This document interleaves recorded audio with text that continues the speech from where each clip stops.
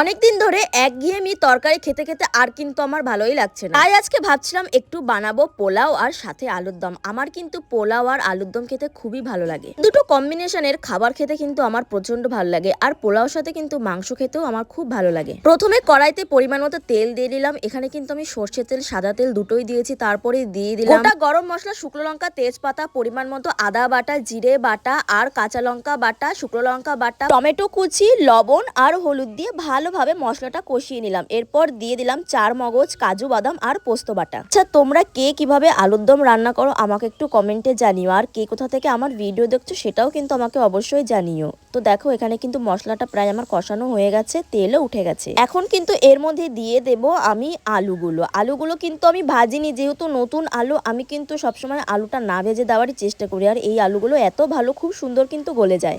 আলুগুলো যেহেতু আমি ভাজিনি, তাই আলুগুলোর সাথে মশলাটা ভালোভাবে কষিয়ে নিলাম। এরপর দিয়ে দিলাম কাশ্মীরি লঙ্কার গুঁড়ো, যাতে কালারটা ভালো আসে। আলুটার সাথে মশলাটা আমি ভালোভাবে কষিয়ে নিয়েছি। এখন দিয়ে দেবো পরিমাণ মতো জল দিয়ে ভালোভাবে নাড়াচাড়া করে ঢেকে দেবো 5 থেকে 10 মিনিটের জন্য।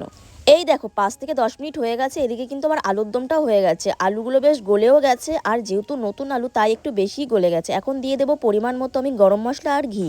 আলুর দমে যাই দাও না কেন, ঘি আর গরম মশলা কিন্তু দিতেই হবে। এইটাই কিন্তু আলুর দমের স্বাদটা আরো বেশি বাড়িয়ে দেয়। আলুর দমের সাথে যেমন পোলাও খেতে ভালো লাগে, তেমন কিন্তু গরম গরম ফুলকো ফুলকো লুচি, তার সাথে সাথে কিন্তু পরোটা দিয়েও খেতেও ভালো লাগে।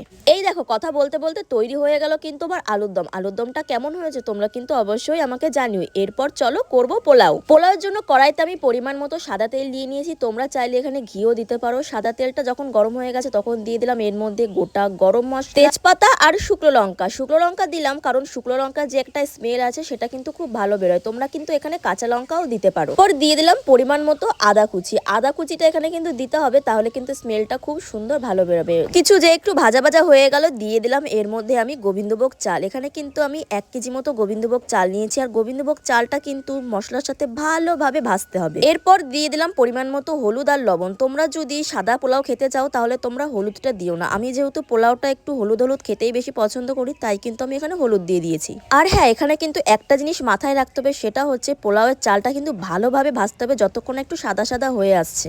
তারপর আমি দিয়ে দিলাম পরিমাণ মতো জল। এই জলটাই কিন্তু পোলাওয়ের আসল। তোমরা যদি 4 কাপ চাল দাও, সেখানে কিন্তু 8 কাপ তোমাদের জল দিতে হবে, মানে ডবল। এই জলটার জন্যই কিন্তু পোলাওয়ের চালটা এত সুন্দর ঝরঝরে হবে। আরে হ্যাঁ, তোমরা কিন্তু চাইলে পোলাওতে একটু দুধও দিতে পারো, এটাও কিন্তু টেস্টটা ভালো আনে। আমি দুধ ছিল না বলে দুধটা আর দিইনি। এরপর দিয়ে দিলাম পরিমাণ মতো ঘি, আর তার সাথে বেশ খানিকটা চিনি। যেহেতু পোলাওটা একটু মিষ্টি মিষ্টি ভালো লাগে খেতে, তাই আমি প্রায় অনেকটা পরিমাণে চিনি দিয়ে দিলাম। আর এখানে কিন্তু আমি কাজু কিশমিশ দিইনি, বাড়িতে ছিল না। তোমরা চাইলে কিন্তু